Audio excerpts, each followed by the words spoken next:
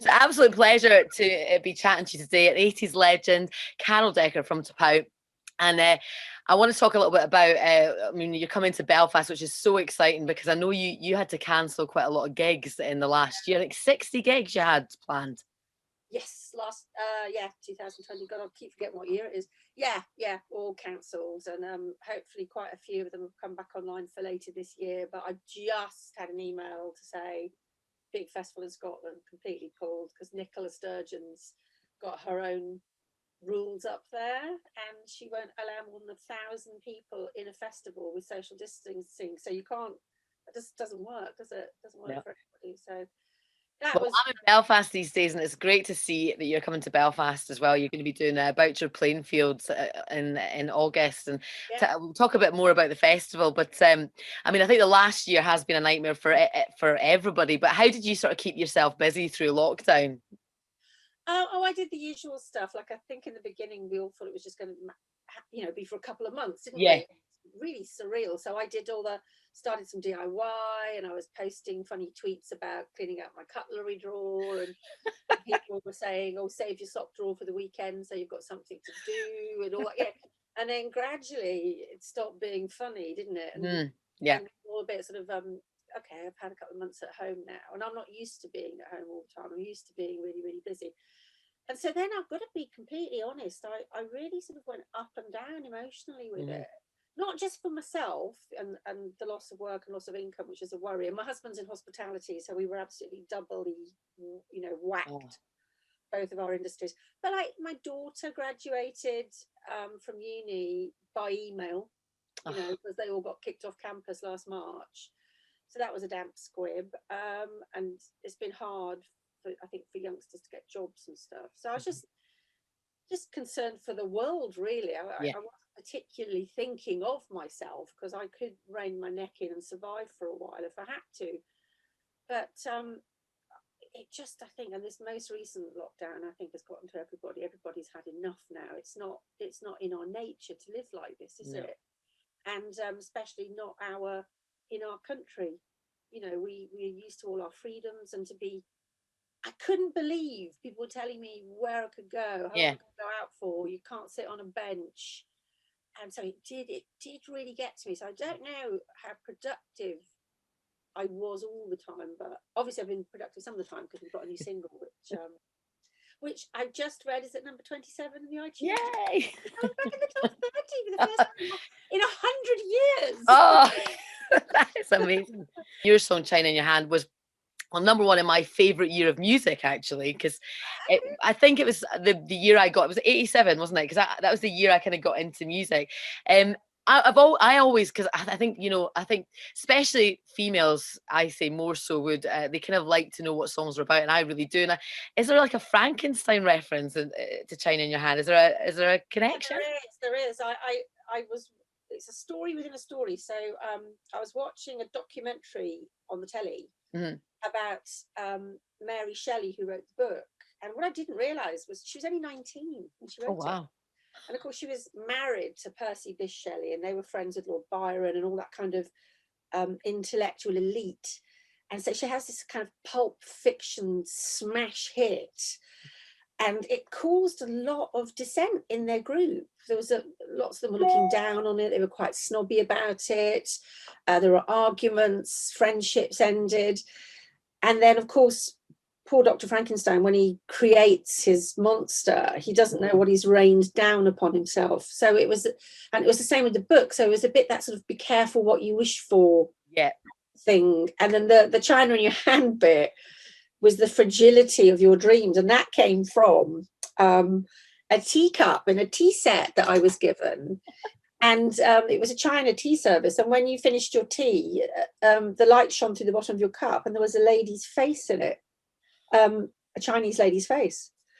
And I just thought, oh, that's fantastic, And this is before dishwashers were invented, or before I could afford one. So I was cleaning my cup and sort of held it up, and the light shone through this cup. And so I'm probably mixing all my metaphors or whatever, But so that that's where I got the title from, about the sort of be careful what you wish for, and everything can be quite fragile, you know, like china in your hand. So Oh, you literally had China in your hand. I That's literally brilliant. had a china cup in I'm my not going to listen to this song. And you know, now you know the meaning. I'll listen to that song differently next time I play it on the radio. And Heart and Soul, another of my favorite. I absolutely love all your hits, but Heart and Soul, I think that was made famous thanks to a jeans advert. And I mean, a lot of songs have made it big. I'm thinking of Stilt Skin as well, yeah. thanks to commercials.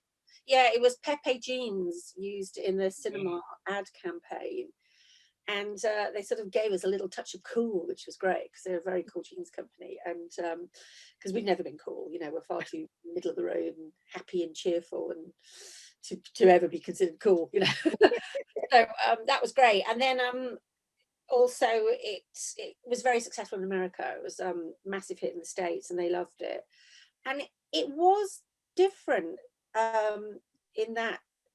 And I always have to give credit to Roy Thomas Baker, our producer, for the fact that there's two vocals going on, and yet you can hear them both at the same time, which is incredible. And our sound engineer, Jerry Napier, who was just amazing, because to get that balance right is very difficult, you know. And Heart and Soul is my personal favourite from our classic hits. So after sort of more than 25 years in the business, really, what would you say? I mean, the music industry has kind of changed over that time. How do you feel now bringing out new music because of the changes? It's difficult to get traction on new music, because this is probably boring for our listeners and viewers, but you know, stations are formatted. So all the 80s, and firstly, can I just backtrack a little and say, you know, the 80s renaissance has been going on for ages now. And 2001, I did my first reunion tour with Paul Young, Kim Wilde, and Go West, and we did all the arenas in England, and sort of 3/4 sold them out, which was quite good after all those years. And I haven't stopped working live. And then the 80s stations just exploded. So I'm very grateful for that. Of course I am. But they can't play my new stuff because they're formatted to the 80s.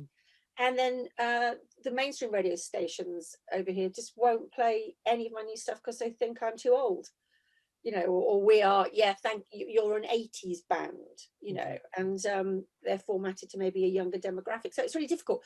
So it was, like I said, as we speak, the new single Guess You're Sorry Now is at number 27 in the iTunes chart without any support from mainstream radio. So big shout out, lots of love to my fans. But can you imagine how much higher it could go if well, I'm going to play it on the mid-morning show, Q Radio. Definitely. I like it. I'm really proud of it. I've got to say though, I mean, harping on about the 80s, because I absolutely love the 80s. There was something magical about the 80s. I mean, I think I read a survey recently, and people were voting on that as being the best era for music, because it's kind of uplifting. Even when you're talking about heartbreak and whatnot, it still sounds really uplifting and quite positive. There were some great artists, all diverse from each other and unique. If you think of, look how different Boy George was to you too. Yeah. You know, like all the crazy clothes and the hairstyles, Madonna, the birth of MTV, Michael Jackson, Cyndi Lauper, New Order, electro pop, Depeche Mode, Pell, you know, so many diverse, amazing artists. And I think the backdrop as well of like the computer came along, mobile phone came along, even the movies. You know, one thing I've been doing through lockdown to cheer myself up is watching Breakfast Club, Ghostbusters, Wall Street, Trading Places, which is my all-time favorite film.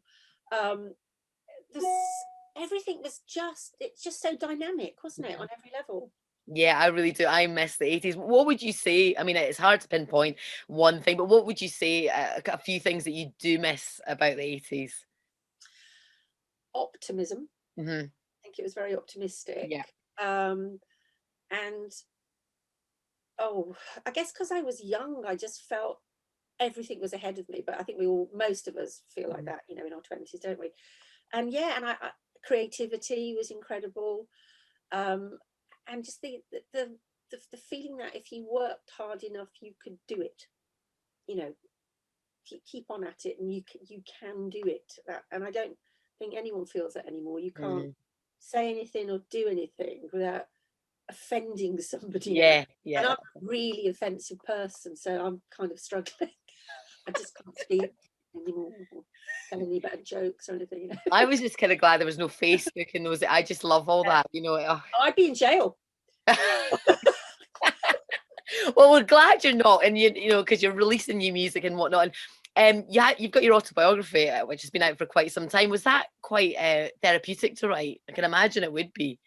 It was therapeutic and frightening, because once I'd agreed to do it, you literally have to tell all. Yeah. And I was writing, it was out in 2015, and we've sold out recently of the stock, which was amazing. We found some in the warehouse, and it flew out, which was great. I'll see if I can find some more. I might have some in the garage. I could sell them for a book or something.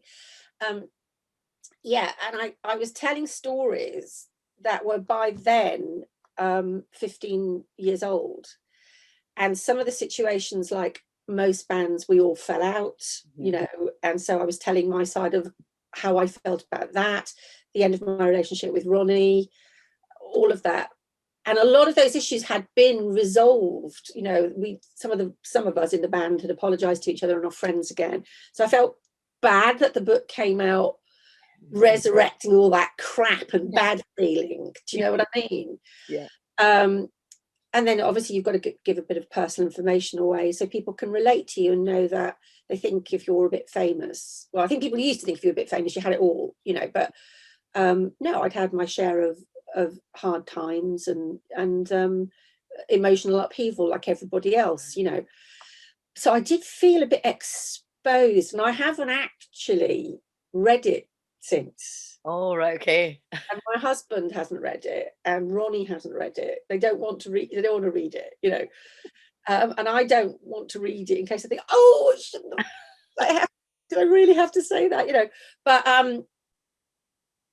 when publishers were approaching me, it took a while for somebody to really take the book on, because when I brought it out, it was that lit was very popular, miserable literature, so I said, no, I'm going to tell my personal stories, and also I hope it makes people laugh. And there's lots of bits that people have said to me are really funny, and it's sort of like the banana skins you slip on when you're famous and all the things that go wrong, and lots of things go wrong behind the scenes, so yeah, I did.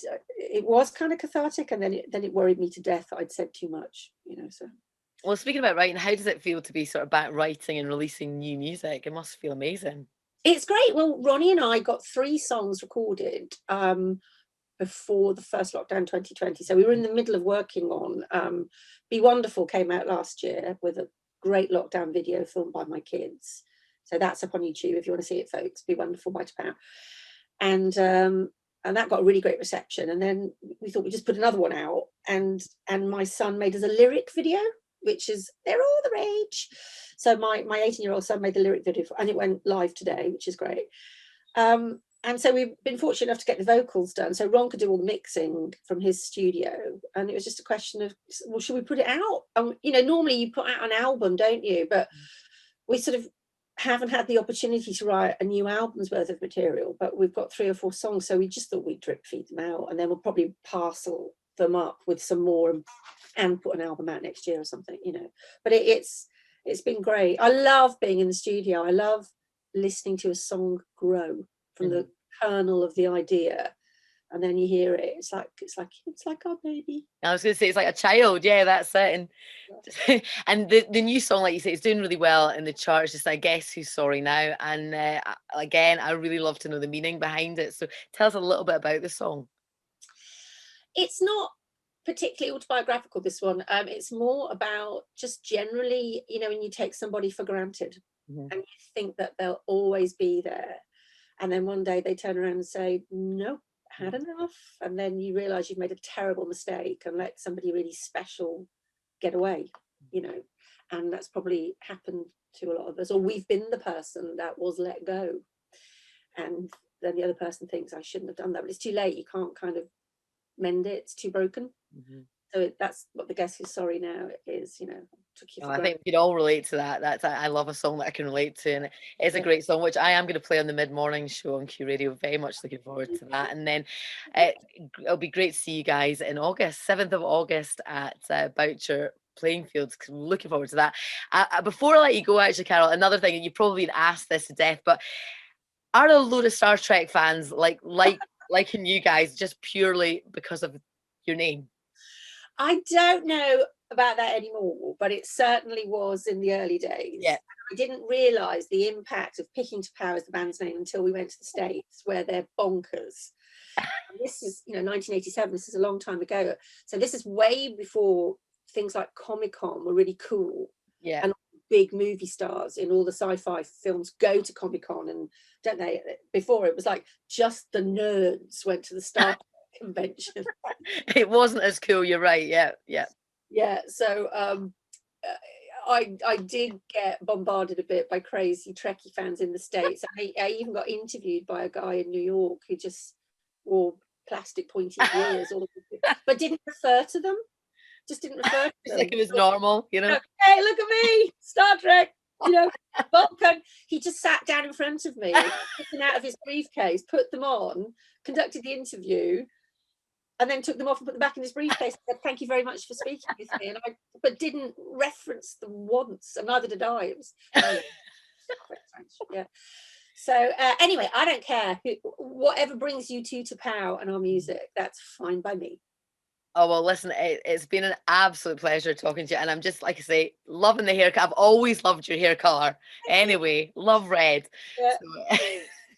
So honestly, it was such a pleasure to talk to you, and looking forward to playing the new song, and good luck with the next year. And thankfully, you'll hopefully get a gig in there soon, because you must be missing gigs big time. So 7th of August. If folks want to go to our Facebook page, so it's to power/Carol Decker, and I'm on @Carol Decker on Twitter. So if you are interested in what we're doing and where we're doing it, then just come to our social media and you'll find out where all the gigs are getting rescheduled. That is great. Oh, listen, again, thank you so much, Carol, for your time. Pleasure. Thank you. Q Radio.